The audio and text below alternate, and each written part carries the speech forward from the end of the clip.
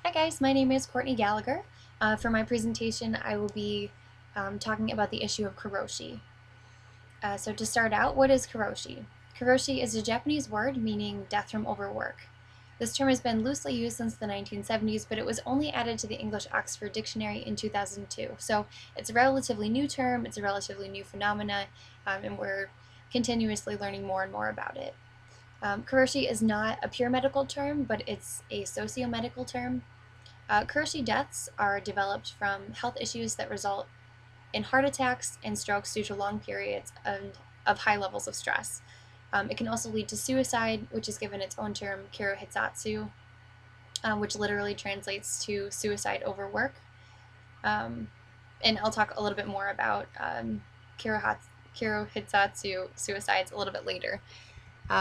So for the majority of my presentation, I'll be focusing on karoshi. So the phenomena of karoshi was first identified in Japan because it was becoming such a problem there. But it's important to note that karoshi is not unique to Japanese people. Work stress-related illness, injury, suicide, and sudden death are issues in all other countries, including the United States. It's just that the Japanese work culture is such that karoshi affects a larger group of people, so much so that the government has begun to take notice and take it very seriously. Recently, they have started awarding compensation packages for families who have lost loved ones due to karoshi, and they're also putting policies into place slowly that will limit the amount of hours and do what they can to reduce the number of karoshi incidents, and I'll talk a little bit about some of those policies a little bit later. Because of the prevalence of karoshi in Japan, I'm going to be focusing the majority of my presentation on Japan. Just to give you a little bit of history of karoshi, the first recorded case of karoshi occurred in 1969. It wasn't until 1978 that the concept was given its name officially in Japan, karoshi. According to the Japanese Ministry of Health, Labor, and Welfare, sudden deaths of any employee who works an average of 65 hours per week or more for more than 4 weeks, or an average of 60 hours or more per week for more than 8 weeks, may be considered karoshi. This ministry then goes on to list the 4 major causes of overwork and occupational stress in the workplace. The first being all night, late night, or holiday work, both long and excessive hours. So to give you a little bit of background on this clause, during the long-term economic recession, after the collapse of the bubble economy in the 1980s and 1990s, many of the companies in Japan, as with countries outside of Japan, reduced the number of employees to save money.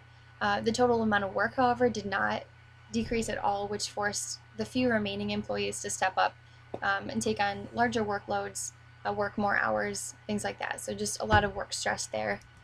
The second cause is stress accumulated from frustration at not being able to achieve the goals set by the company. So even during the economic recession, companies were still setting the bars pretty high for their employees to meet these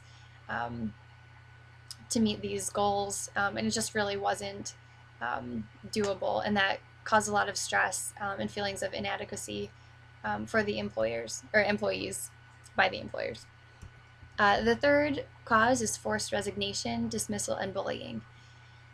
So in Japan in particular, loyalty and hard work are things that are very valued in their society. So this comes into play, especially in this third cause.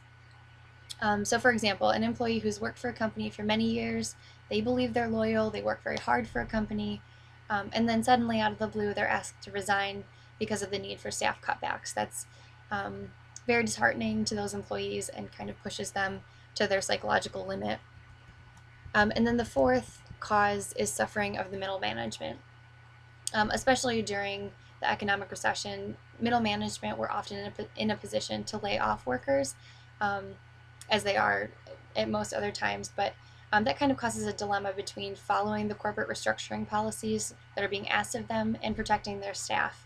And again, because that loyalty component in Japan especially is huge, that begins to be really, really tough for people to work out psychologically, and it causes this stress and this depression that can lead to karoshi and kero.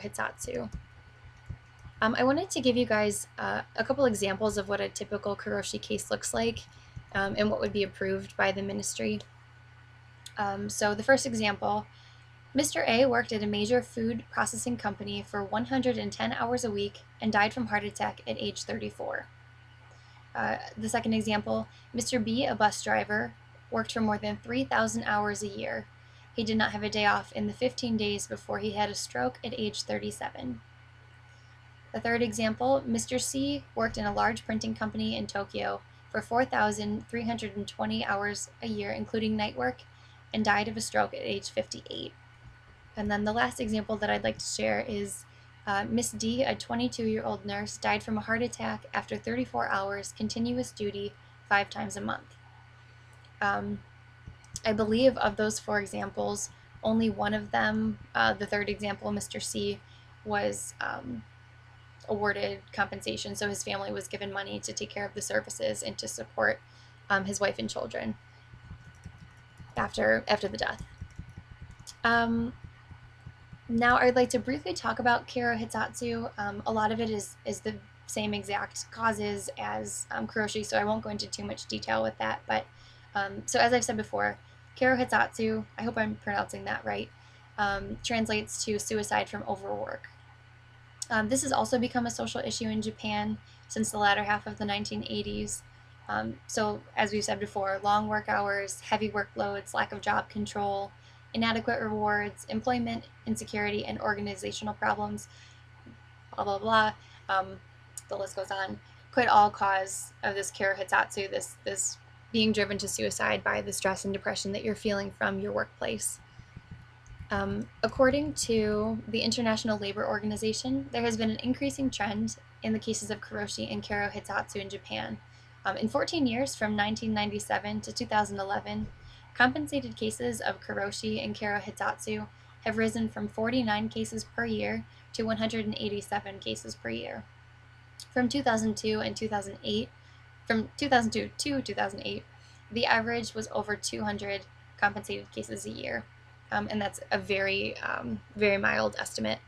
And then I'd also like to point out that these numbers are just the compensated packages. So these are the ones who are receiving money after the death of a loved one or an illness to compensate for that. According to some other websites, Karoshi tracking websites that I saw, the probably more realistic estimate of how many cases per year is over 600 cases per year. So this is really an issue, and it's just beginning to sort of be compensated for. So those numbers hopefully will increase, and then the last topic I would like to talk about is measures to prevent Karoshi and Kara Hitsatsu, to kind of leave on a helpful and hopeful note. The first measure is to reduce working hours and excessive workloads. So the government in Japan is really stepping in to limit the number of holiday and night work hours that someone can work. Everything's not in place yet, but those are policies that they're trying to put into place. The second measure is to provide adequate and medical support and treatment. So companies, families, and society as a whole are really working to improve the level of medical support and access to appropriate medical facilities and counseling mechanisms to prevent Karoshi and Kara Hitsatsu. Because this is a stress-related and primarily depression-related issue, if you can provide the medical support, but then also to provide the psychological counseling, you'll really cut down on the stress factor and the depression factor, so that hopefully will decrease the number of cases each year of Karoshi and Kara Hitsatsu. And then finally, the third measure is we need to promote active and effective dialogue between workers and employers to design healthy and efficient work procedures and workplaces. So just open lines of communication to express what's making employees stressed and how employers can help to reduce that. So that's all I have for my presentation on Karoshi and Kara Hitsatsu. If you have any questions, please let me know.